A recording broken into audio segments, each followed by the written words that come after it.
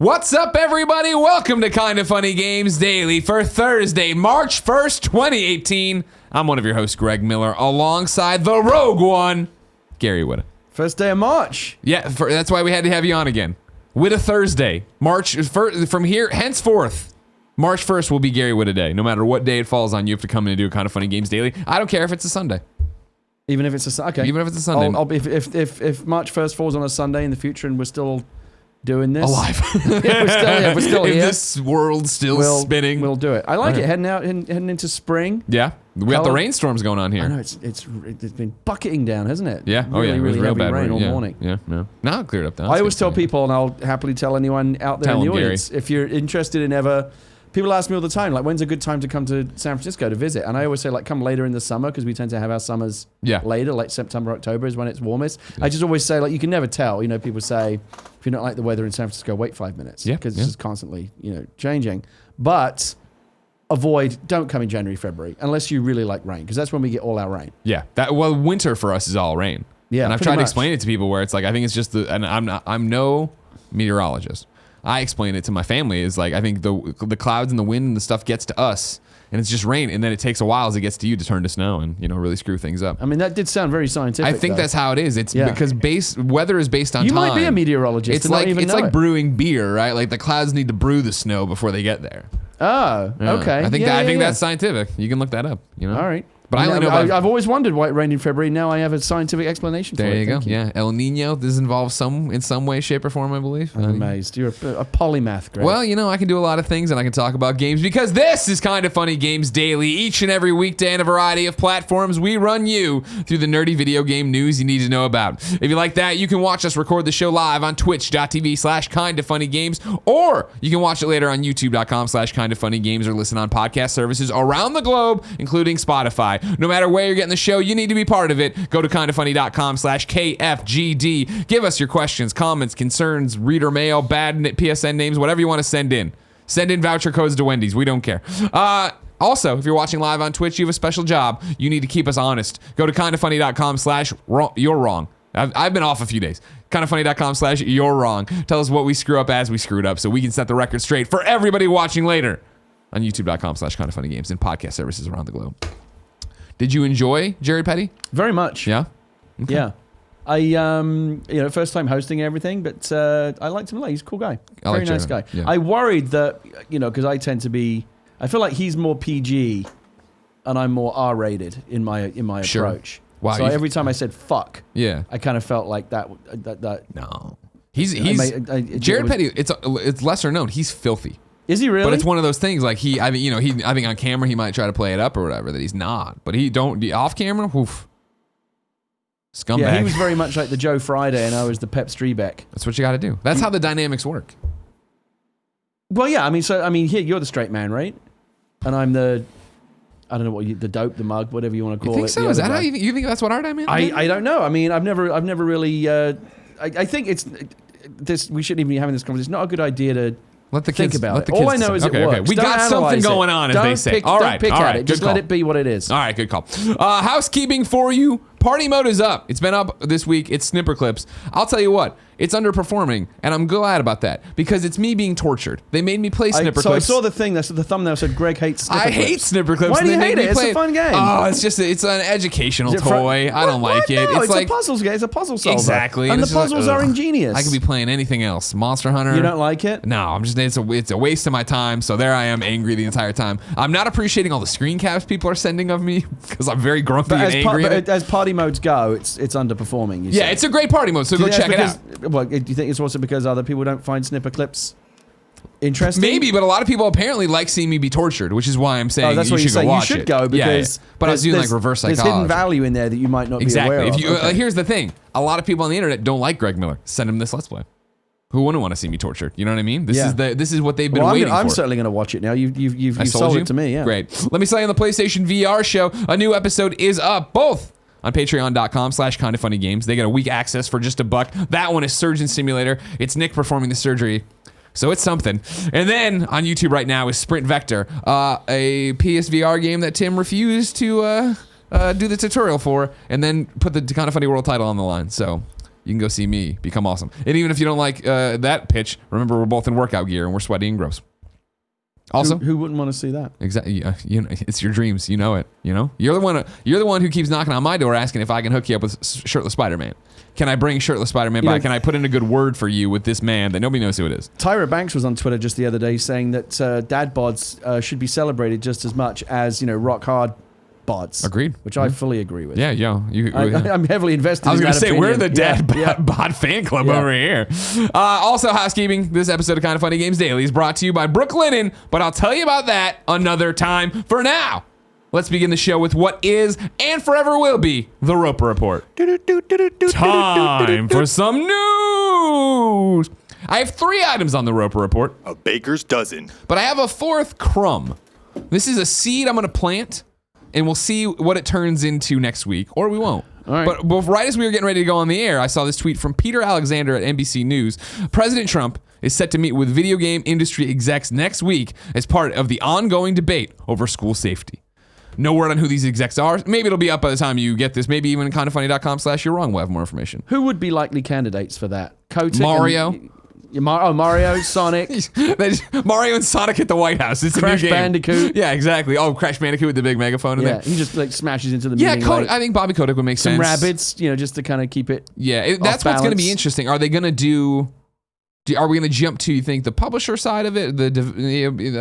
I don't see like Sean Layden being there. It's going to be Andrew Wilson and Kotick and these kind of guys, right? Because Trump, I imagine, only wants to talk to people that he sees as, on his level, like the business the side top of it, captains of industry. Yeah.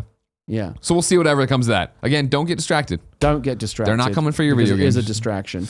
But let's get to number 1. Now, here's the thing. I'll tell you right now, Gary Whitta. I'll tell you the headline. Number 1 news story on the Roper Report. Detroit Become Human is going to launch on May 25th. This is a big deal, of course. PlayStation 4 exclusive. We've been trying to figure this out. It's the day that the first Star Wars came out. It's May 25th, 1977. Okay. You think that's why they picked this one? No, it's just when you say that.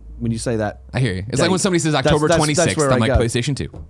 Oh, that's your Star Wars, yeah, right? Exactly. Yeah, okay. Exactly. I would this originally. I'll tell you. I'll let you behind the curtain here. How the sausage gets made. This originally, of course, was down in new dates.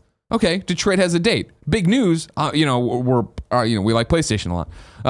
But then 90% of the questions in Kind of Funny KFG, kindoffunny.com/KFGD were about Detroit Become Human's release date / the controversy. So you did some editorializing and made a thing out of it. Cream rises to the crop. Let's put it in the thumbnail. That's what people want. Anyways, Detroit Become Human is officially launching on May 25th. I picked 3 questions here that surmise everything that's happening. So you're fusing the reader questions with the news. Don't I always? I like the way that you responded to the reader desire. Like people clearly wanted to hear us talk about this, and you've provided. You've met your viewers' needs. It's like Burger King where we say have it your way, right? But it's not like you can't come into Burger King and ask for a pizza. You know what I mean? You can ask for a hot dog now. Are they doing hot dogs? Yeah, they do hot dogs at Burger King. I digress. How I Met Your ... wrote in to kindoffunny.com/KFGD about Detroit Become Humans launching and says, "Hey Greg, how do you think the past bad pressed Quantic Dream had will affect the game's release? David Cage had a statement along with the date announcement about Detroit, so the fact he's speaking shows the due diligence has been done and Sony are happy with the outcome of many investigations. I love you, How I Met Your ... You just threw down the jump to conclusions, Matt, and started jumping all over the place. I had the same feeling. Does that mean that? To be clear, on the PlayStation blog, they announced the release date. David Cage put up a giant post about, hey, this is what Detroit Become Human is. You're playing as 3 androids. We're super excited. It's crazy. Yeah, I don't know. I think you're jumping to conclusions to say, with the data, the fact that he's speaking shows the due diligence has been done and Sony is happy with the outcome of the investigations. I don't know if we should go that far. It shows that they're not shying away from him. They're not saying David Cage isn't the spokesperson for this game anymore. They're just saying, here's a blog post with a release date. Right. Back to the How I Met Your question. It could just mean that they hope it's all blown over. And they haven't done anything. They knew it. They must have known that wasn't going to happen, though. The locker room talk, as Tim said, goes on everywhere, parentheses, which doesn't make it right. So how do you think it will affect sales? Personally, I am very excited about Detroit, and I think on paper, it could be one of the best experiences this year. Thanks, How I Met Your. If you just woke up from a coma, hello, things have changed drastically in the world depending on when you went down. But what I want to let you know, of course, is that what he's referencing is earlier this year, we've covered it extensively on Kind of Funny Games Daily, reports of Quantic Dream being a toxic workplace and having a whole bunch of problems ranging from like air kissing, but not at a party, but then not like, but a French custom thing, to people being mean to each other, to not like overt racism, it seemed, but like, hey, this is the guys you cut, a whole bunch of weird shit that makes it sound like a toxic workplace, but who knows? You got reported, Quantic Dream immediately refuted the statement.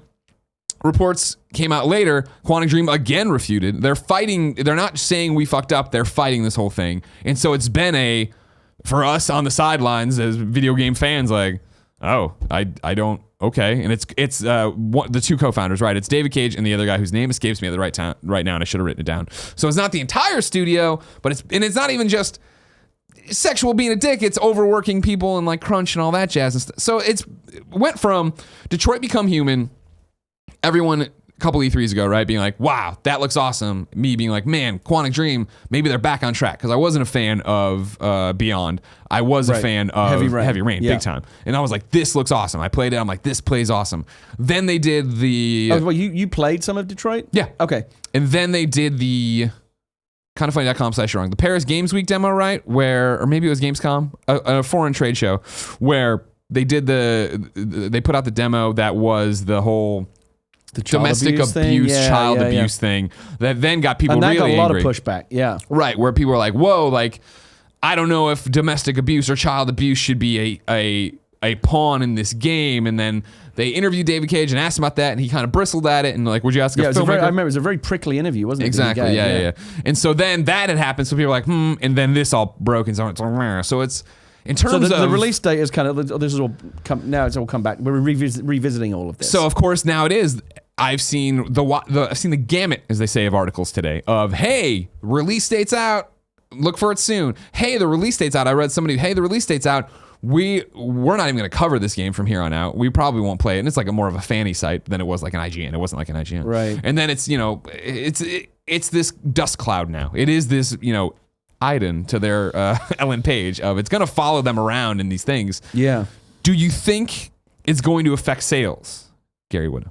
I mean, to some degree, yes. In the sense that there obviously are going to be some people out there, even if it's only a handful, who feel so strongly about these issues that they would not buy the game. Yeah. Whether or not there's enough of them to measurably put a dent in the game, probably not. Yeah, remains to be seen, I think. Yeah, and it's, as usual, one of those fascinating situations where I would love to see the alternate reality where these stories didn't come out.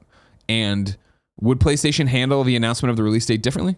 Would it be a bigger push? Because it was today. I came in, all right, I woke up, checked Twitter, dicked around Instagram, came into work, sat down, opened my Twitter again, looked through my email, and it wasn't until Tim came in and sat down, he's like, hey, Detroit release date, huh? And I was like, wait, what? And he's like, yeah, I went up on the blog this morning. I was like, it did? I hadn't started gathering games daily yet. And usually when a PlayStation exclusive, hey, we're putting up a release date, hey, this is what's happening, my Twitter lights up with it. Right. And I don't know if this is canary in the coal mine, people aren't as excited. If it's just, hey, it didn't get the push it needed because it was just put on the PlayStation blog and kind of quietly done there, I don't know. But then it did become the thing of, well, you know what, I want to get to the next question because it's involved with this. It's not even a question so much. Mark S. writes in to kindoffunny.com/KFGD and says, regarding the announcement of the release date for Detroit today, why do people love yelling fuck Konami and refuse to buy anything from them over them abusing their employees, but suddenly turn a blind eye to a studio with a history of a culture of racism and sexual harassment and buy their games?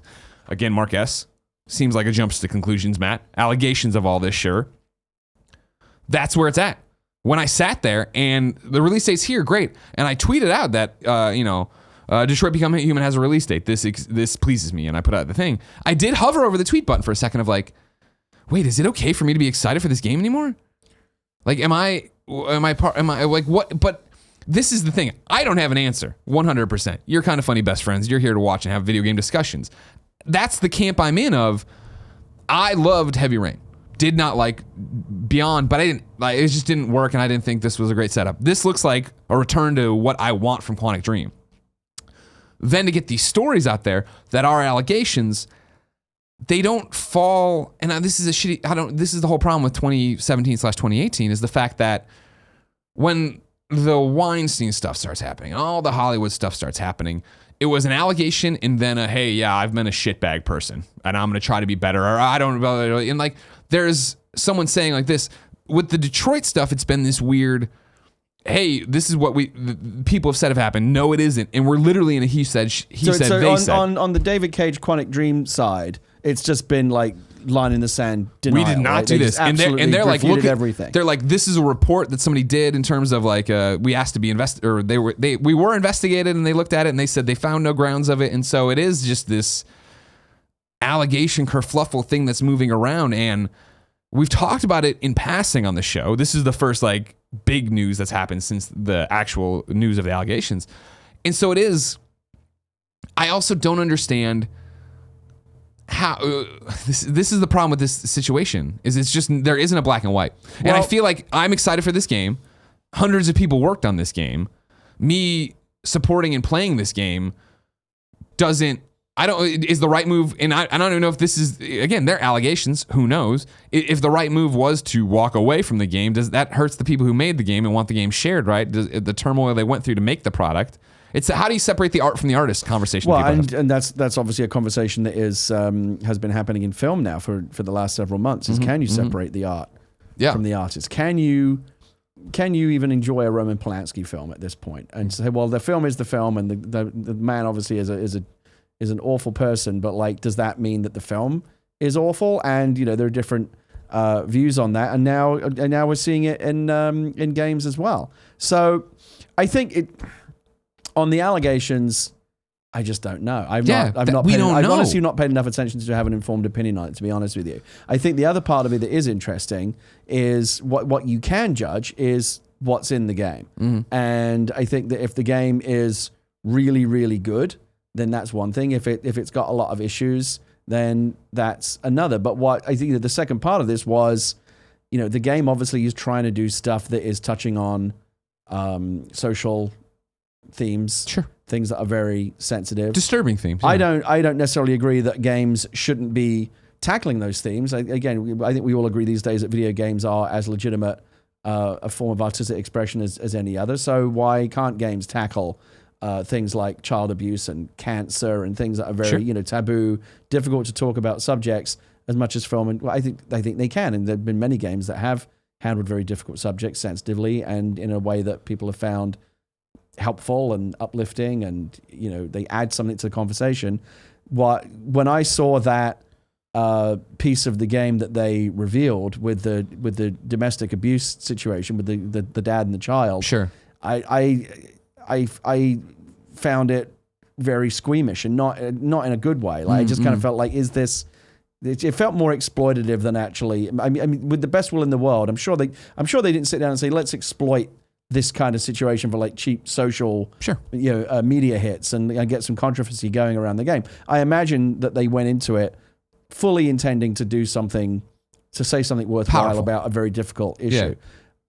And I haven't seen the finished game, so who knows? But again, these kind of things are high risk, high reward. If you get them wrong, boy, you're going to hear from people that are not happy about it. And so I think that the game itself and what's in it, there's going to be enough controversy there if the rest of the game is anything like the pieces that were shown, to really seal its fate one way or the other. It either got this stuff right or it didn't. In terms of allegations of a toxic environment at the developer and stuff like that, I just don't know. But I do think that this stuff is being taken seriously enough and should be, that sure, it can have a real impact, and people that need to clean up their acts really do need to do so. The one thing, and I'm talking about in the moment, when that, I want to say it was a trailer, it might have been a walkthrough demo though, but when the child abuse stuff popped at that conference, I remember having a completely different read on it. Now, granted, this is the same one where the Last of Us stuff happened, where they had the hammer getting hit on that woman, and everybody's like, it's too brutal. Yeah.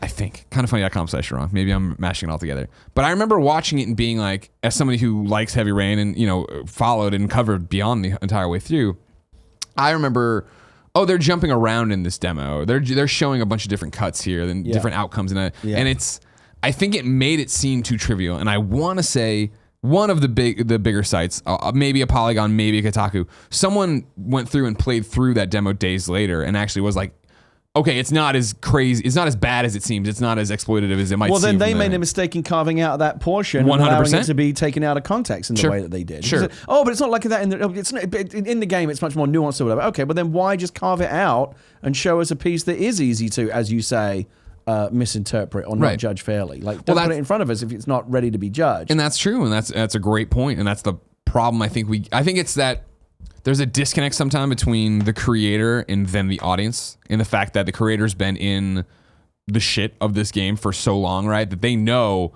what they're trying to say. They know what they're trying to showcase. They know all these things that they think are going to be communicated to the audience, or that the audience is going to give them more leeway with, right? That you're going to show this and like, oh, but you know how our games are. You know that it's going to be 15, 20 minutes before you get to that first reference. You're going to learn this family. You're going to fall in love with the girl, hopefully, if you make the choices we think you're going to make. And then this happens, this conversation, you notice this twitch, you notice this weird verbiage, and then that puts you on this path to trying to protect that girl. Yeah.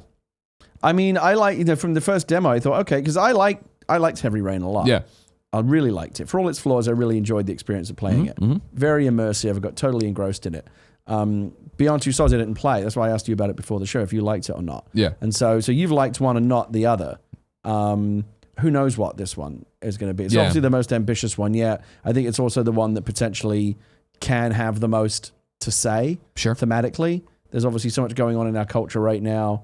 The fusion of our culture and technology and the Internet of Things and then again, all the other stuff like domestic violence and all kinds of things in our culture. This game seems to be trying to find a way to say something worthwhile about. But again, it's a high wire act. It's very difficult to do that. Again, if you get it right, you can achieve one of the the pinnacles of artistic ambition, which is say something really worthwhile that needed to be said and hopefully enlighten people or make them think about something in a new way. If you can do that, great. But when you go to that place, again, it's a very narrow tightrope. And if you get it wrong and if it comes off as exploitative in some way, it's a long way down.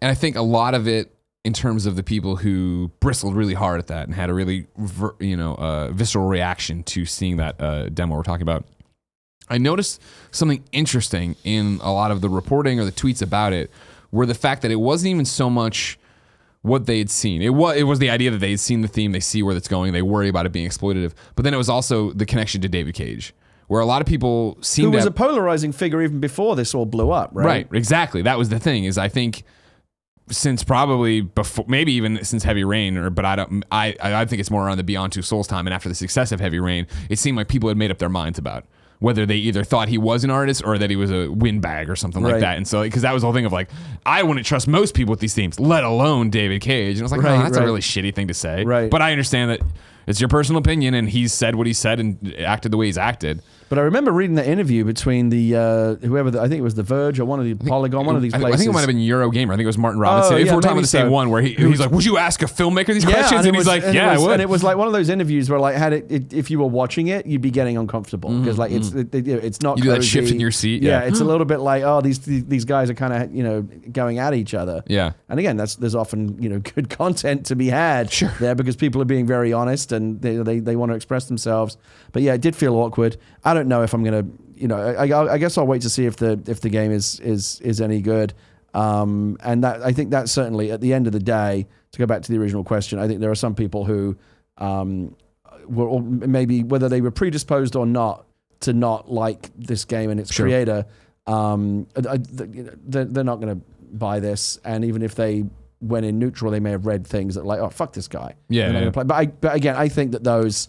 I don't think that will be a statistically significant number of people. I think ultimately what will decide if the game is successful or not if it's good or bad. Right. If the game is like 10 out of 10, oh my god, one of the best games of the year, and it still flops, then you go, okay, something else happened. Sure. And was it the backlash? But if the game sucks or is just middling and it doesn't do great, then they've got no one to blame but themselves for not making a good enough game. Yeah. We'll have to see what happens.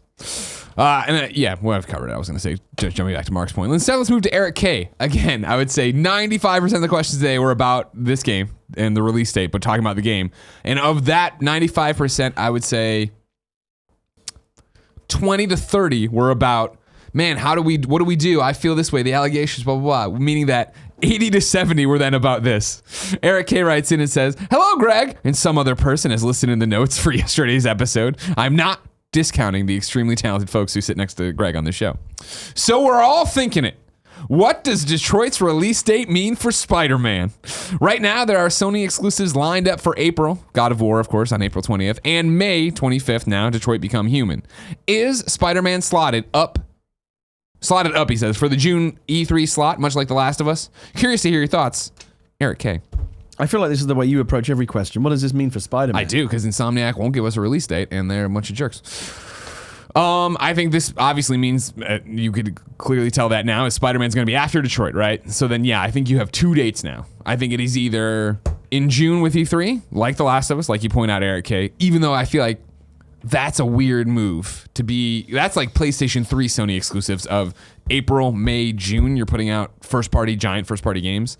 I think it's, and I think I've said this before, I would then say the other date you're looking at is September, similar to Metal Gear Solid 5, before we get out to... Well, then once you get... September is really the beginning of the big holiday game season. But that was the thing you remember that Metal Gear Solid 5 did so well. Was like, all right, cool, we're going to start it. They were like September 1st. We're like, we're going to get out here and not get in the way of October, November, when it is Battlefield and Call of Duty and where it's like, that's the real bloodbath of everybody fighting each other. Yeah. We're going to get here right after the summer, right after when you're getting in. And I remember thinking The Last of Us was a weird place to put a game, like the week of E3, a game of that caliber, a game that size, but it didn't hurt that game at all. Right. And the argument there, of course, is that, okay, well, people are out of school, like they're at home, they want to play more games and stuff. So are you worried that all the hot spring release date or early summer release dates have been claimed now, and Spider-Man's going to have to push so as to not get in the way of other games?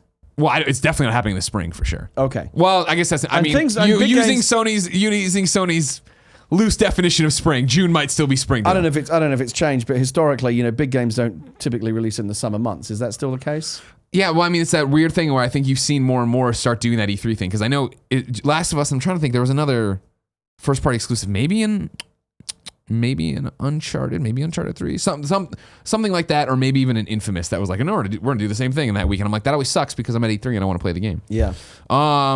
They don't consider you enough, do they? When they don't decide these release dates. You know what I mean? They really don't think about what we have. They should really be asking the same way as we just did here. There should be a note like, how does this affect Greg? Exactly. I mean, just send me the games super early, as long as the trophies are online. That's the biggest problem, of course. You know what I mean? I don't want to get this thing early. With Heavy Rain, what I did is... so sometimes you get games ahead of the ship date, but they haven't switched on the trophies yet? It's the worst. God, what a nightmare for you that must be. No, because what happens is now with PlayStation, they're on my unit. But then when it tries to ping the network to give them to me, the network's like, I don't know what this game is because nobody's uploaded them on my end. So there's this. You will eventually get them. Yes. Okay. But there's this giant sweat drop of what if the PlayStation dies? What happened? What if someone stole your PlayStation or whatever? Exactly. There's I've had it before where I have trophies spread out over 3 systems, which is also nightmare mode. Yeah. Of like Horizon, I was trying to be the first person in the world to platinum it, but of course I had to go on some dumb trip to see fans. And so I almost had Joey come in here and turn on a different PlayStation. Or this is before Joey. I guess had Tim come in here to turn on a PlayStation to boot up. I had him into my desk and I had him on this Pro or something, and then I had him. It was a nightmare. My life's rough.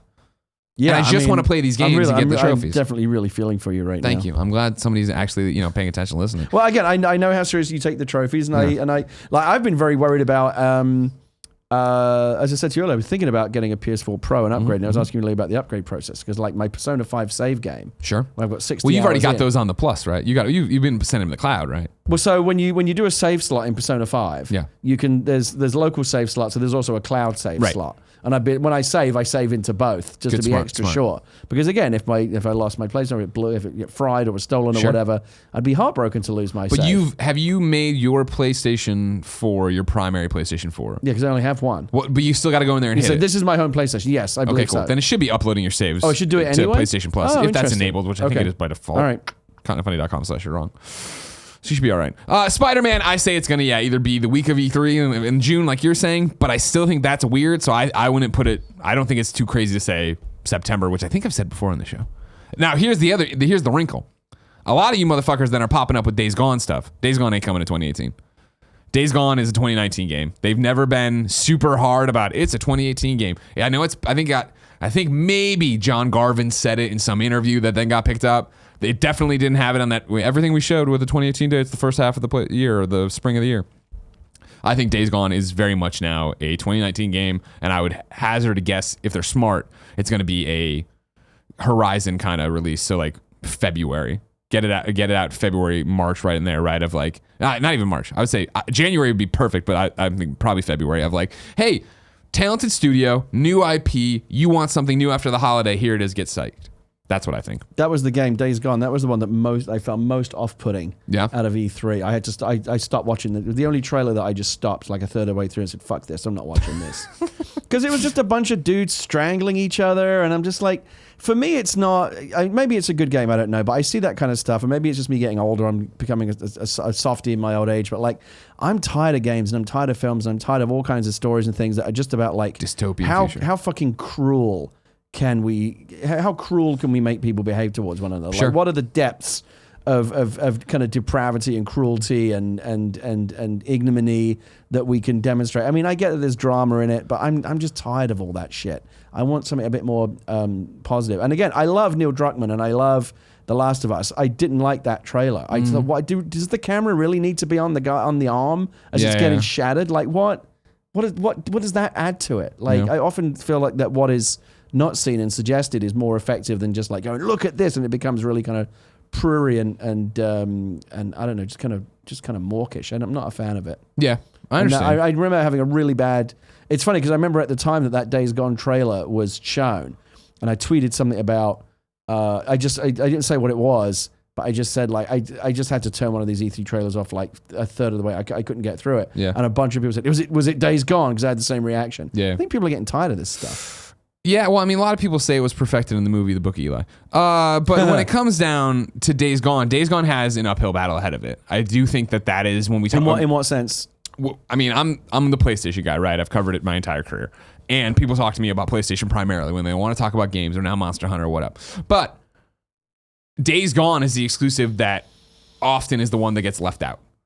God of War, Spider-Man, Detroit. Yes, let's talk about it. Is that a PlayStation exclusive? Yeah. I didn't know that. Yeah, okay. Yeah. No, it's from Sony Bend up in Oregon. Okay. And so that is the one that when it debuted, people were like, is it, it's not Last of Us, it's this thing. Okay. And then they showed that first footage. They did the trailer, and then they came back to the, running from the freakers, tweakers, whatever they were, and they were zombies. And everybody's like, oh. And then it was like, well, the game's not really third-person shooting that way. It is more dynamic, and it is this open world, and it does. You play and there's time of day and like weather and like you go and that affects the missions. And then that next E3, which I think is the last one, right? They showed the demo twice once behind closed doors, where the original one was daylight. He went in there fucking killing people. And then the second one was nightfall. It was covered in snow. So it was all stealth. And he was like crunching on snow and going through and not engaging and everything. I think the concept sounds really cool. I like Sam Witwer a lot, who's the star of the story. Okay. I really like Sony Ben's games before, Siphon Filter and stuff. Okay. But do you want to play another zombie apocalypse game? I'm a zombie guy, but I don't know if this is a different take on the zombie thing, sure. Now, all that I just said, throw out the window because State of Decay 2 is my like Xbox One game of the year. I can't wait to play this year. Okay. So I'm the zombie guy. I don't think Days Gone has shown me enough in any of the like skill tree ways it wants for me to be excited, be excited. I know the talent of that studio. I like the idea of them being like, we're doing this open world where the motorcycle's a character, and I just haven't seen or played it. That's going to be a game that really benefits from, in the same way Horizon did, where when I got to go down to LA and sit there and play Horizon for like 4 hours, when I get 4 hours with Days Gone, I feel like I'll be able to come back and be like, this is what's good, bad, or otherwise. I mean, as much as I found the strangling and the violence and all that, again, personally off-putting, it's just my personal taste. I'm kind of over it. I want to believe that if they are making a zombie game, they've got to have something new to say. Because, again, we're all exhausted of even The Walking Dead is ratings are down, yeah. And I'm just saying, the video game, like the fourth season is the last season. You're working on it though. Tell me all about it. I worked on it a little bit, and I think we all recognize it's all a Clem dream, right at the end. You wake up at the end like Bob Newhart. Yeah. It's someone else's video game. Yeah, Lee wakes you back, shakes you awake in the RV, season 1. That again, if someone comes and says, okay, here's the pitch, new video game, zombies are taking over the world. Like the first thing I do is like, next. Yeah. Like, come on. Like if that's going to be your opening line, you better have. But here's why. It is, and here's the twist that we've added that makes it different to all the others and totally kind of subverts the tropes of the genre. Okay, I'm willing to hear that. Is this doing that? I don't know, but I Nobody feel like does. Yeah. if I'm going to play another zombie game, I need a fresh take on it. Gotcha. I think that's a reasonable. This far into the zombie trend, right? It's been going on now for several years. Like it's starting to get a little bit played out. Well, that's the thing is, I feel like there's lazy ways to do it. And I don't think of Sony Bend as a lazy studio. Right. I feel like they are going to have something in there that is interesting. And if it's more about the motorcycle club, which is the big part of it, right? Yeah. If it's more about family and then the like zombies are there, that's interesting to me. But it's like what you're talking about, why I love State of Decay, is that State of Decay is the single player, and this I'm talking about single player 1 now, because I think there's multiplayer, right? And 2. The single player 1 of you just go out and loot at all these houses, right? And there's zombies running at you, and you're wandering and killing them, and you got to be quiet, and like, oh, you've overfilled your rucksack, but you can leave it there and run back and drop stuff off and come, and like there's permadeath, and it's like, it's not a zombie like, brrr, and it's not Last of Us, which was like, this is the story, right? Joel and Ellie's story is what this is about. It's not even about the creatures as much as about the world is falling apart. And that's what's interesting about The Last of Us then for me as a fan, right? Loved The Last of Us. Remember, you've beaten it, right? You played it? You know what? I'm gonna oh my God. I have a save at home. Gary. Let's not even have this conversation. Gary. Okay. We won't. So many games I parked over the years, or I've waited for in the last year or so, that I'm waiting. You're right, I got to bite the bullet and just buy a Pro, because Shadow of the Colossus, Horizon Zero Dawn, Last of Us, remastered, all games that are not necessarily, but there's a better version on PlayStation 4 Pro that I feel like if I'm gonna go back to them or start them, I want to do it in the best version possible. Okay. So I just need to. I got to dip into the retirement fund and buy myself a PlayStation 4 Pro. Well, Last of Us is one of those games that left its thumbprint on me, right? I always talk about that. It left a thumbprint on my heart, the same way The Walking Dead Season 1 did. We just had that conversation yesterday with Jared. One of the questions was like, what are the stories that have left an imprint on you? Right. And I remember, and I'm not going to spoil Last of Us because some of you are like Gary and crazy, but there was a very beautiful moment towards the end of that game where you get to reflect. And it happened, and I went outside and walked Portillo, and as I was walking Portillo, it all sunk in. I teared up, and I was like, wow. And I remember having Bruce and Neil by IGN for a Beyond. I don't even know. I guess they were there for Uncharted, maybe? I don't even know. It doesn't matter. But we were talking outside, and it was right before Last of Us Remastered was coming out, and I was like, I'm going to pick that up again. Like, I feel like I want to go back. And I jumped back in and put it in, and I was like, I turned it off for like an hour. I'm like, I can't go back. Like, that was my story. My trip through Last of Us, that was my Last of Us thing. And going back, knowing the heartbreak and the pitfall and how dark it was, I was like, I can't do that again. Do you feel like playing through it a second time would somehow kind of dilute your memory of the impact of the first time playing it through? Yeah, and it was knowing what was around the bend, I think, was just like too much to bear. Like I said yesterday, times. You only get to play a game through for the first time once. Yeah. Like New Game Plus and all that stuff is great, but it's never going to be the same as the first time. And so Last of Us 2, I'm in this place of when, Neil's talking about like the first game was about love and the second game's about hate. It's like, wow, like that's dark. You know what I mean? And you're talking about how dark these dystopian futures are. To get in there and play that, it's going to be, I don't find myself like, yeah, fuck, yes, I can't. Oh, where's Last of Us 2? Like, like Spider-Man, where I'm like, where the hell is Spider-Man? Last of Us 2 is going to come, and it's going to be a very much like, all right, put it in, and like, this is like required. I love Naughty Dog, obviously. I love Neil. I love the team. Troy Baker, yeah. But like, I'm excited to get in there and play it, but not excited like, woo, I'm pumped. Let's do it. Like, it's going to be like, oof. Pour a glass of whiskey. You're in for it's going to be an ordeal at times. Yeah, for sure. We'll see. And there's nothing wrong with that. Again, I games that make you feel uncomfortable and tackle hard subjects and go to those dark places, I'm totally fine with as long as it feels earned. The ones that do it purely exploitatively without anything of substance to justify why they're doing that, those are the ones that I don't like. So as much as you say Last of Us 2 is about hate, my initial reaction is like, really? That sounds horrible. But I trust Neil to deal with that, and Hallie and the people that are working on the game and writing that game. I trust them to tackle that subject in the way that has worth, and so I'm excited for that. Okay, that was only number 1 on the Roper Report. Jesus Christ! Let's go. We'll make it all work. Don't worry. Number 2, Nintendo. This is from IGN. Nintendo is more interested in new peripherals than Switch 2.0. Nintendo will reportedly aim to increase the number of peripherals for the Switch in its second year on the market rather than update its base hardware. Of course, we've talked on this show a lot about, is there going to be a Switch Lite, a Switch XL? Like, why are you going to do that? Apparently not anytime soon. According to the Wall Street Journal sources, Nintendo's focusing on better manufacturing and shipping of its current Switch model to keep up with demand. Alongside that, the sources say that the Switch features in the coming year could also include additional network-related features and peripherals to be attached to its USB Type-C port. Okay. I love my Switch. When I play it and handle it, I can't think of something I'd want to change about it. And I know people are always like, oh, well, I'd like one that was a permanent handheld or one that, had a bigger screen. I'm like, I understand all that. It's not what I want. Not that they PlayStation should kowtow to my trophy demands and letting me play the games as soon. Nintendo can do whatever they want and listen to their audience. Why would you? I'm sure, deep in somewhere in Nintendo R&D, they're working on the next thing. Sure. But for right now, again, they've hit pay dirt with the Switch. Why would you mess with it? The only reason keep doing what you're doing. You figure you kick around these redesigns so that when you do see it finally plateau or dip, that's like, okay, cool. We've reached market saturation. Right. How do we get people super stoked for this thing? Yeah, I think it makes total sense. Again, we the things that we want better network features, right? We want the store, we want the subscription. Yeah, give me this game. Let's see what this online Nintendo thing is. Flix or whatever that is going to be, right? All you can eat games. We want some kind of. I certainly want some kind of virtual console. Yeah. I mean, the NES Classic and the Super NES Classic. I want all of that in my Switch as much as is possible.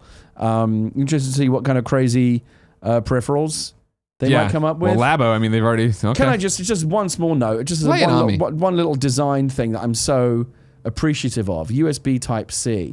That's getting ahead of the curve.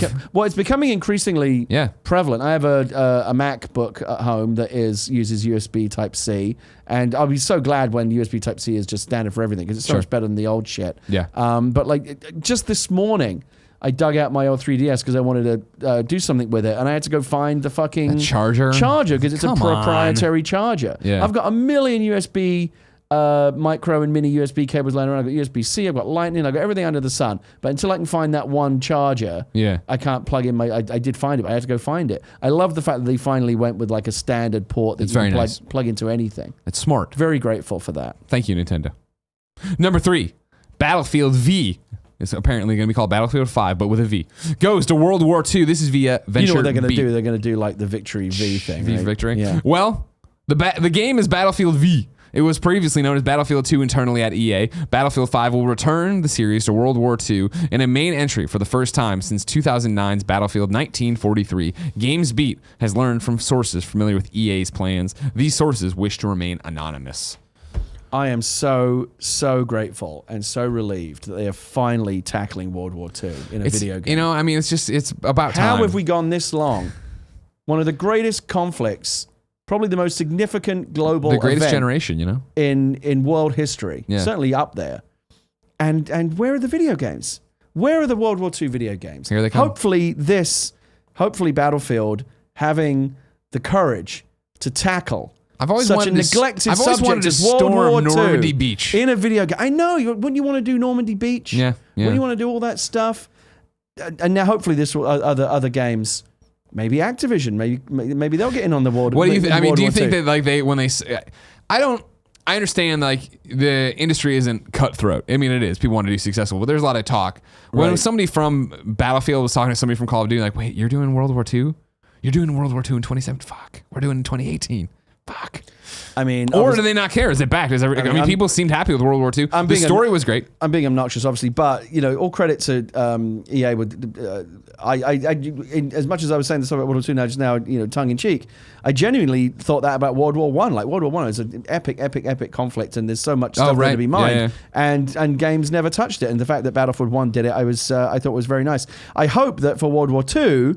If you're going to go back there, at least find some corner of World War II that hasn't really been, done in great detail. I feel like the Pacific Theater is something that hasn't really been handled, which is strange because it's like a Medal of Honor Pacific, wasn't there? Well, there was, but again, it's mostly. It hasn't been handled as much as I would like to see more North Africa. Okay. I would like to see more Pacific. Just I feel like the Europe stuff's been. If they're doing what Battlefield 1 did of again the vignettes, of like, hey, here we're going all over the place, but giving you a dialed in story, and that's what worked for Call of Duty World War II as well. Is like, hey, it's that Band of Brothers vibe. You know these guys. Let's go through and do all this stuff. Yeah, but just find some theater or some battle or some period geographically or chronologically, some part. Some story of World War II, a true story that has been overlooked. It hasn't been. And still, even though both in video games and movies and television and books, World War II has obviously been so exhaustively covered. Sure. But there are still incredible stories that either haven't been told or haven't been told enough that that would be fascinating to shine a light on and educate people about. Here's like a fascinating part of World War II that you never knew about. Well, we're going to bring it to life in this video game. It's going to be great, and you'll learn something as well. Yeah. I'd like to see what Captain America's up to in it. That's not real. I mean, I've heard it both ways. I'm excited to see what Battlefield 5 becomes, Gary, but it's still so far away. If I want to know what was out today in the digital mom and shop drops, where would I go? Oh, shit. This is what happens when you ask me to come in on an extra day. All right, what? The official list of upcoming software across each and every platform as listed by the Kind of Funny Games Daily show hosts each and every weekday. Yeah. Can I just say, when we have another host and they don't do that, it is missed. Yeah. I don't like it. I got to keep a few things under my hat up my sleeve so people don't I think that's something you need to everybody's like, oh man, Andrea and Britt, they were great. Oh man, Jared and Gary were great. I'm like, well, don't forget.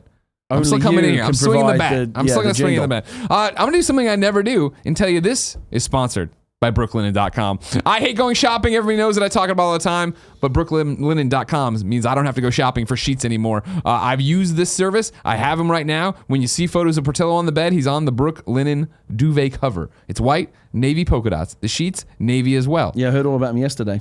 Did I ask Jen for help? No, I didn't, Gary. I did it all myself because you get to click and see what actually looks good together. You make the combos? Yeah, you do it all right there. It does the thing where you click it and then it automatically updates and shows you what it's going to look like. All right. It's nice. Brooklinen is the fastest growing bedding brand in the world. Over 12,000 5-star reviews. Brooklinen sheets have been named the winner of the best online bedding category in Good Housekeeping.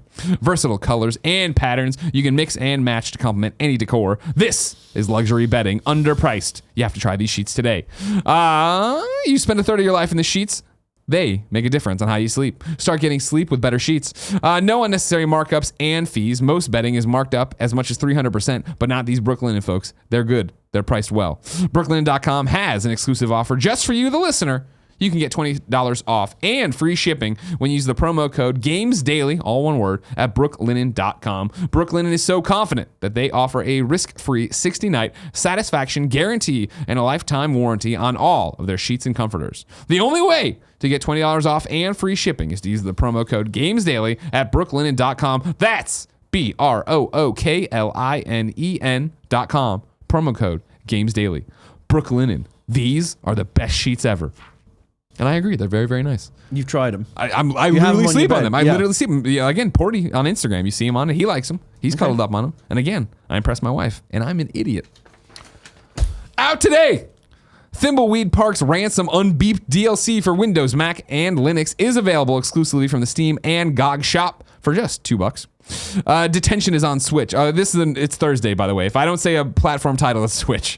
Detention, Mulaka, Love Triangle, Subsurface Circular, Totes the Goat, Packet Queen hashtag. Someone fucking stop these people at Switch. You got a Packet Queen hashtag and nobody Totes the Goat.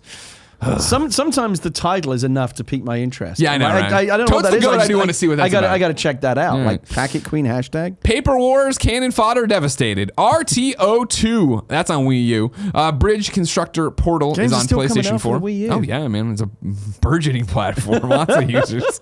Bold Boy is on PlayStation 4. Seum, Speedrunners from Hell is on PlayStation 4. Damascus Gear Operation Tokyo is on Switch. Sengoku 2.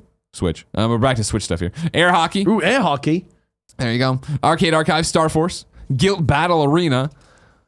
Poisoft Thud Card is on Switch. And then a normal lost phone comes to Switch, Gary. I was a big proponent of this game. Yeah, we were just talking about this before the show. Back in 2017, talked about this one on the Gamescast. I think it made it on our top 10 list or something at some point. Love it. It's a great game. On your phone, it was, you pick it up, you open the game, and then it makes your phone into the game. So you sit there and you go through messages. Your phone becomes a lost phone that you have found. Exactly.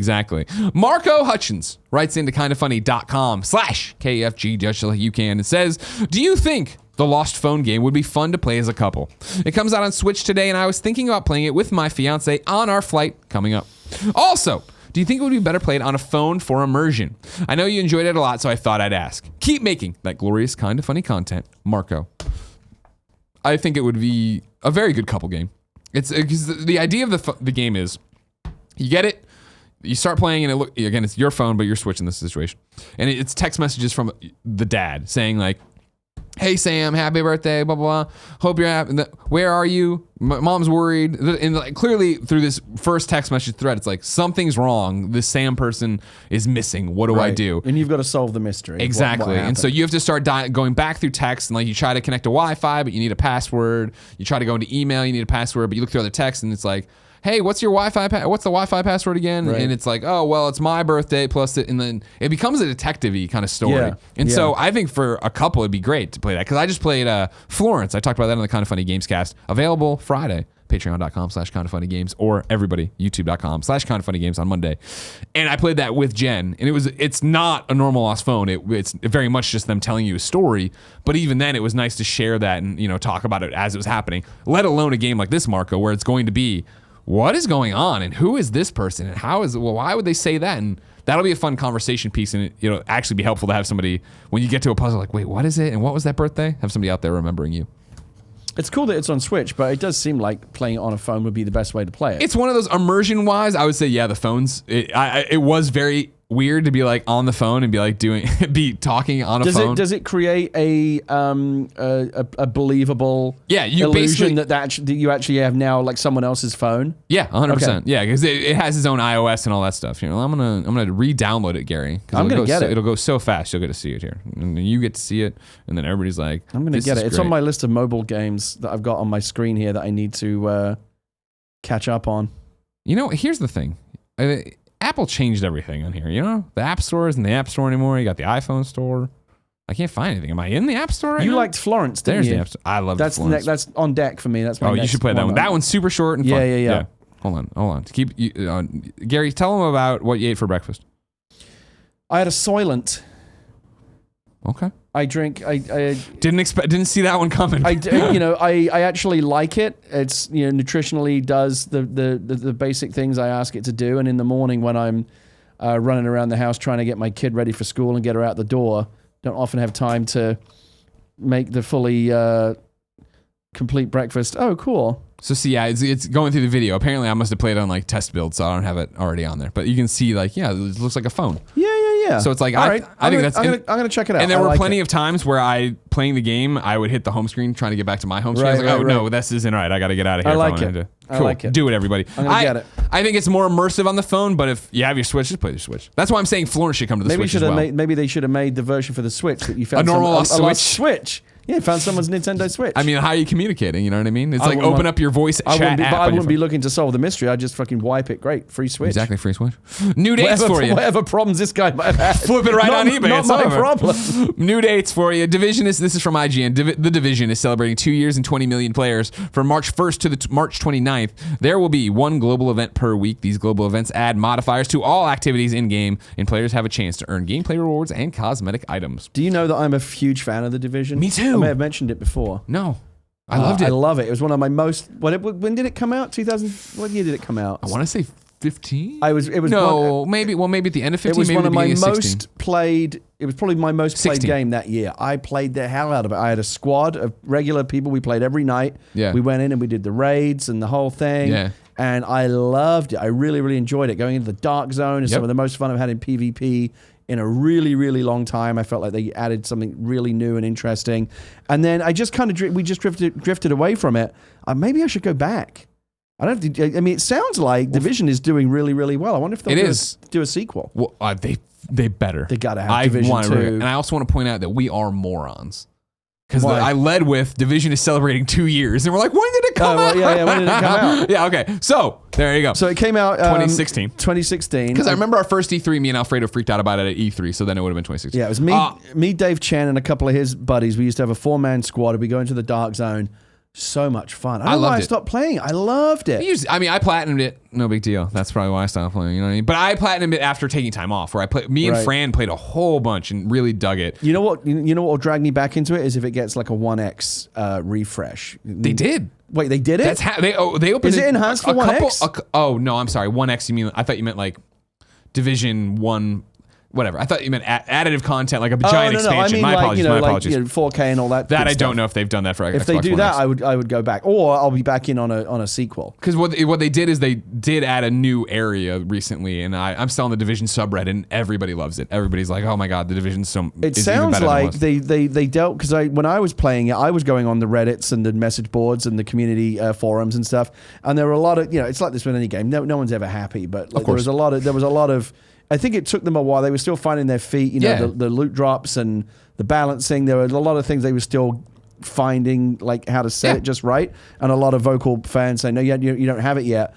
But it sounds like maybe they got there because you should jump back in. Yeah, maybe I will. Yeah, hit them all. I'm telling you, when you go into the dark zone and you're trying to get loot out on that extraction chopper, you call the helicopter and you see somebody on the running down the street. You're like, God, don't do this! Please don't do this. That next 60 seconds when you're trying to get your loot out, never felt more alive. You know how you have to kill like 20 rogue agents for one of the trophies to pop for the platinum. Okay. And let me tell you, it was super exciting to team up with a best friend and just walk into the dark zone, have him shoot you, turn around, shoot him to death, walk out of the dark zone, and do that like 20 times. Like that was. So you just exploited it? Of course I did. That's a stupid trophy.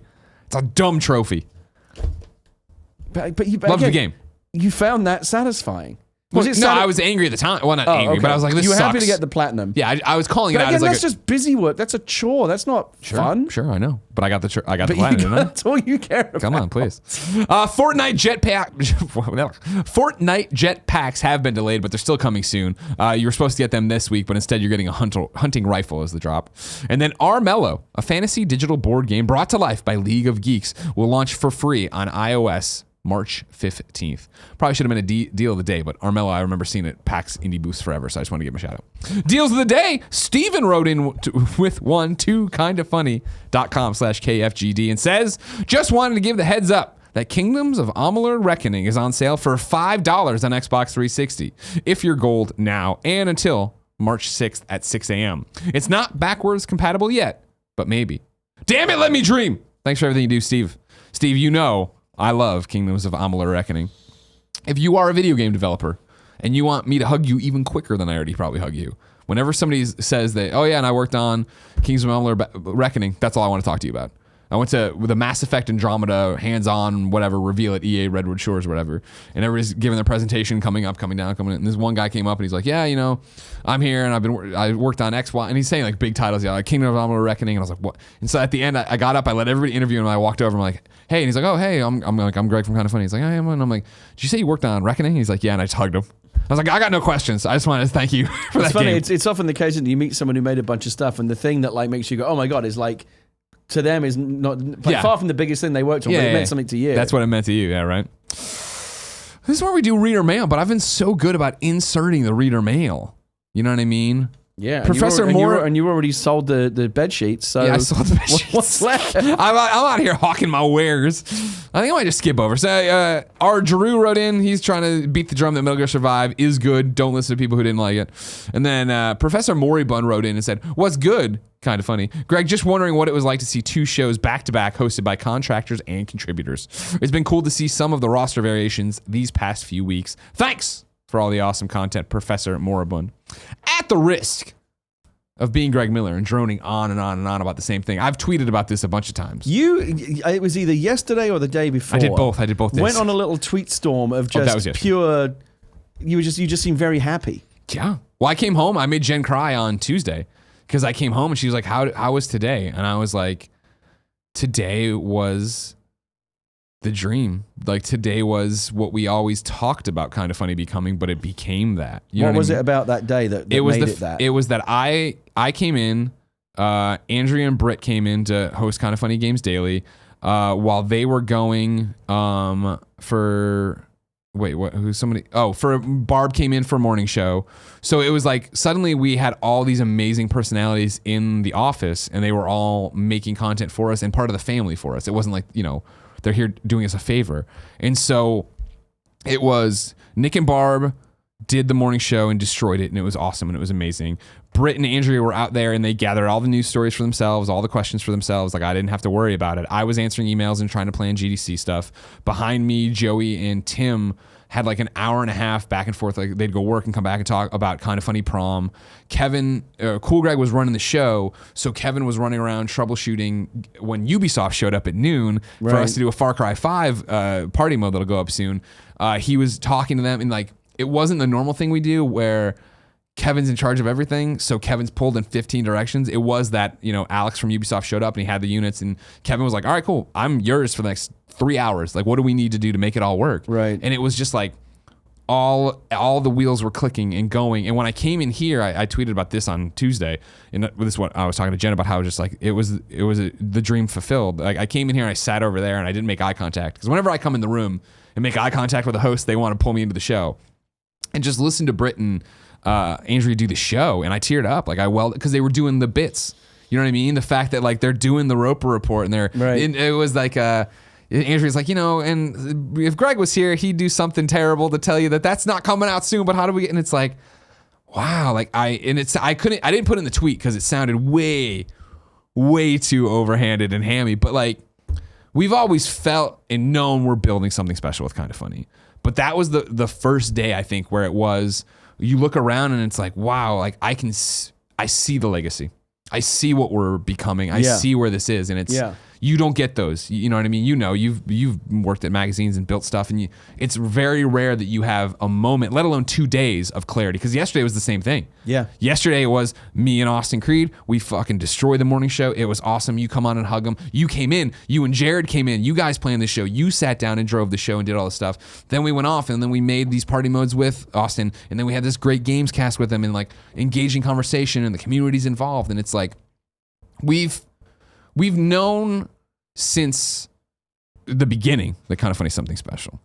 And since Kind of Funny Live 3, when we're like, here's the programming, here's Danny and Andrea, here's the new shows we're doing, here's seasonal content, the reaction we got to that, and then we've just been on this upward trajectory. And it was just the last 2 days of like having that moment of like being able to take a breath and look around and be like, wow, like we're there. Yeah, you like, seemed quite overwhelmed. Even over Twitter, I could sense that you were feeling something. Well, I mean, it's when we do this, I never think about how many people are watching or how many people will watch it. And so when it is that, and even like we talked about on Game Over Greggy's show with Barb, where, this week we had one of our best friends hit up on the subreddit being like, we had run into her at Black Panther. We always run into this girl with pink hair at Black Panther, or at Marvel movies or superhero movies, midnight opening over in Daly City. And so now it's just, oh, hey, what's up? We see you. And like, we talk about the movie afterwards. And we ran into her and her friends at dinner. And so we finished first before going to Black Panther, and we called her the waitress, like, well, let us pay for them. You know what I mean? Like, they're our friends, and we fill it out and did it. And then before we could get up to leave, they came over, like, did you pay for it? Like, you know what I mean? They were like freaking out. And it was so nice. And I was like, all right, see you later. And it was done because she's awesome and she's a best friend, and I wish I could take care of everybody who consumes the content like that, because that's who I am and how I want to take care of people, and didn't think anything else of it. And then, this week she put on the subreddit like, I've been having a really hard time. Like, I'm going through all this stuff and I'm dealing with all these personal issues and demons, and like that devastated me in a good way. You know what I mean? That like that's out there and that this is real, like what we do. And so we've had the best friend part of it down for a long, long time. And obviously it's a relationship, so it's about communication, and we get better and we stumble and all that stuff. But this has been the week where it's like, whoa, it's like we're watching all the Iron Man movies, right? It's like in Avengers, right, where he gets over his his core gets overloaded, and Jarvis is like, power's at 400%, and you're like, wow, we're on such a tear right now, and it's not stopping. You know what I mean? Like next week it's Mega Ran's on hosting the morning show with Nick, and Jessica Negri's here for an entire day to do morning show and GOG, and it's like, not even the fact, I think we've learned so much. Sorry, this is now becoming just a postmortem, or not even a postmortem, but Kind of Funny. But we've learned so much, about like what the audience wants from the shows and guests, where it isn't like, for us, it's, oh my gosh, it used to be, you do something amazing. We've met you in passing or gotten hooked up on Twitter. Come on the show and tell us about that. Right. And the audience has been clear, like, we don't mind that once in a while, but we come here to consume the content because we love you guys. And so now it's been very much of, oh, okay, right. So if we bring somebody on, we bring on Austin, we bring on Jess, we bring on Barb, it's not about, it's an hour and a half about you. Tell us this. It's just, we're bringing on our friends that fit in with the friend thing we do, right? And they fit at the table and they know what's going on and we know they work for the product we make. I don't know. We're just on a tear right now and it's awesome and humbling. I think I can relate to it. I mean, I've never built like my own media empire or anything, but I feel when as a parent, I've had several times in my life over the past 5 or 6 years. And I guess the most recent one would be like, I remember just last year, my kid's first day at kindergarten. Yeah. And she was all dressed up and had a little backpack on and she was like ready to go to school. And you just have, there's no, like, you never know, it's like, it just hits you out of nowhere. And you just go, oh my God. Yeah. Like, that's a real little person. Yeah. With opinions. And like, she's going to grow up and go out into the world. And we did that. Like, we made that thing.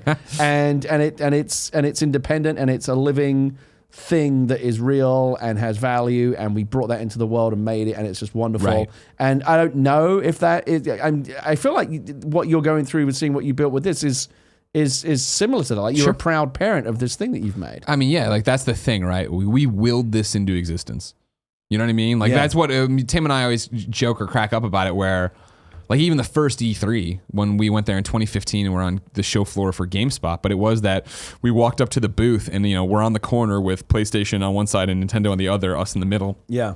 And you look up and there's the Kind of Funny logo that Nick made at my kitchen table. And you're like, how are we here? You know what I mean? I remember, the first few visits to your previous location when we were just in that spare bedroom. Yeah. Yeah, it's always been a crazy ride and always been a weird world, but this is just the first week where it's all caught up to me. And I've had those moments of being able to be like, wow, and be able to pass this off and see Cool Greg over there. Time to squat up. And of course, before I even do that, of course, thank you for everything. I don't want to cry, but thank you. You guys do all this for us. I was waiting for the Barbara Walters moment. I'm just terrible. You got to get more in touch with your feelings. I'm such a fucking pussy. You know what I mean? Crying left and right. Time to squat up. This is where one of you writes into kindoffunny.com/KFGD, giving me your name, username, platform of choice, and why you need help in video games. I read it here. The best friends come and find you. Everybody plays games together and keeps being the best community on the internet. Today, JT needs help on PC/Steam. His PC/username is Hellyahh. YAHH. What's up, Greg and other host? So a new game just came out on Steam this week called Mount Your Friends 3D, and I need some best friends to play with. I was addicted to the last Mount Your Friends game and had the third best score in the global leaderboards for several months, which I was very proud of. Now I need practice buds to get just as good with this game. Also, I'm very into speedrunning PC games and would love to do some co-op speedruns for Battle Block Theater or Human Fall Flat, or any other co-op game a best friend is interested in speedrunning. You don't have to know how to speedrun them already. We can learn the routes ourselves. I changed my Steam icon to the Kind of Funny smiley face, and we'll keep it like that for the next several days just to make it easier for the best friends to know they're adding the right person. That's a good tip. That's really good. So everybody add Hellyahh, one word, HELLYAHH. Speedrun some games. Have some fun. I think I'm just going to end it there. You know what I mean? Oh, we got to do You're Wrong, of course. But oh, that's right, yeah. I don't know what Mount Your Friends is, but that's another one. Mount Your Friends? No. Oh, it's a really... There's some penises swinging around in like Speedos. So, I mean, it's not, you don't see it. You know what I mean? It's a good game. I have some Let's Plays I'll show you. I'll check it out. Okay, hold on. I'm doing this. I'm opening that guy. I'm doing the You're Wrong thing. It's loading. Here we go. Ugh, there's a bunch. I hate that. What's the date today? The 1st, right? Okay, let's do March this. 1st. Yeah, we had a whole conversation about it. Yeah, okay. March 1st. Abe Rack writes in to kindoffunny.com/you're wrong, where you keep us honest if you watch the show live, and says, March 1st, 2020 will be on a Sunday. You weren't wrong. Just thought you might want to know. So you got 2 years. So you have to work a Sunday. 2 more years. Okay. Yeah.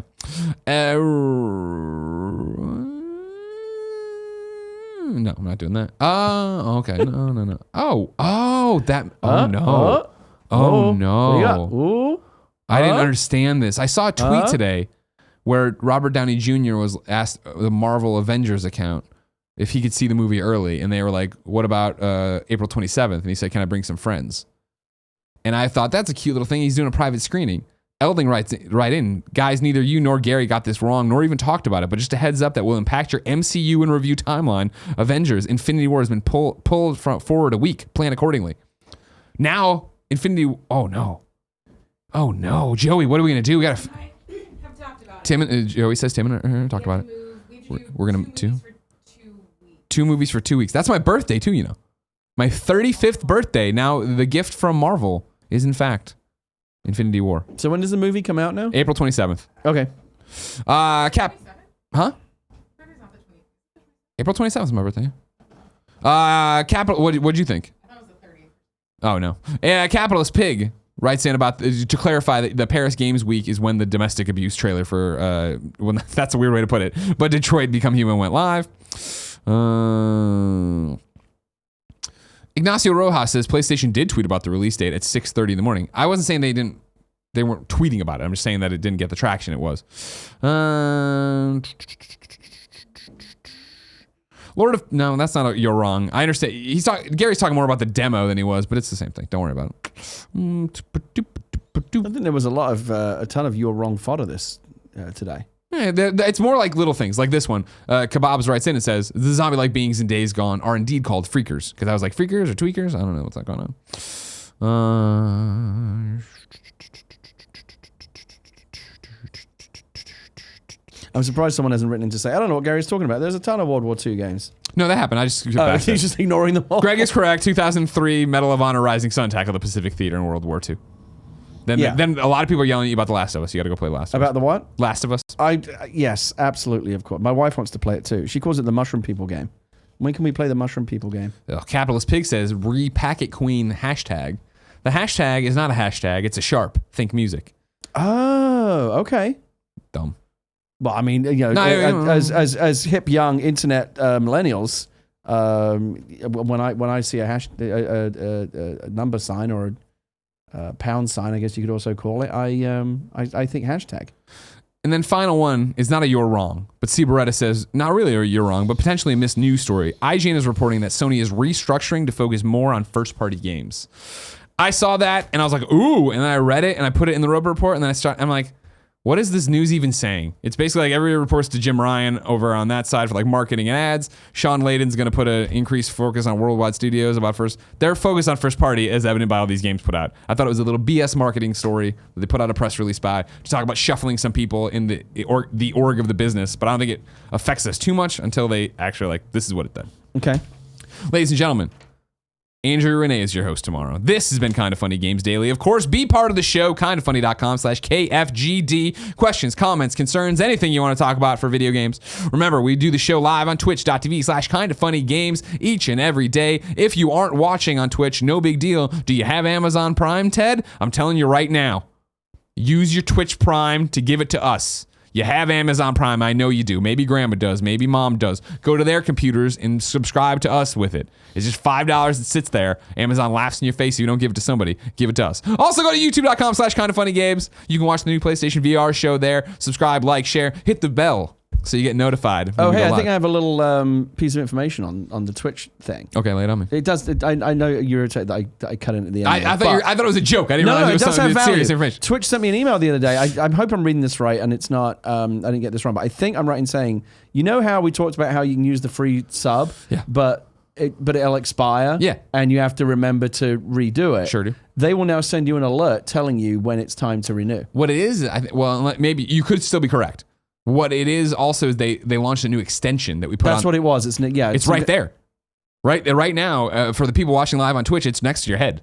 It's like right over here? Yeah, somewhere in there. Yeah. Because that's where it was when I was making... I launched it today. So if you add that extension, it will tell you when it's time to resub? Well, not even if you... Or it'll just do it. Well, I guess, you have to opt in maybe. And I think if you're logged in and you have everything linked up, it just does it. It's a chance. We enabled the extension, so now it's up there for our people. Okay, so I don't have to worry about rolling over my free sub. No, you still need to. Now you just need to pay attention if the thing tells you it's time to pay to do it. But they've made it a bit easier. Yeah, well, we'll see. Just make it automatic, Twitch. Is that hard? Just roll it over. Just roll it over for us. Until next time, ladies and gentlemen, we're on Spotify. I forgot that part. Podcast services. Bye. It's been our pleasure to serve you.